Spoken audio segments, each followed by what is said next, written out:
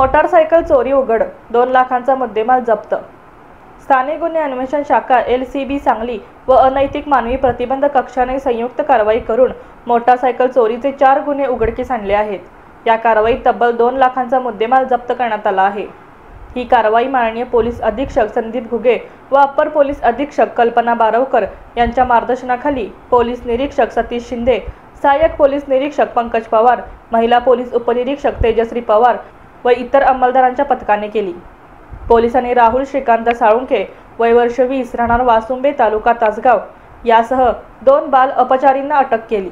त्यांच्याकडून 3 स्प्लेंडर व 1 fashion pro motorcycle असा एकूण 2 लाखांचा मुद्देमाल जप्त करण्यात आला आहे।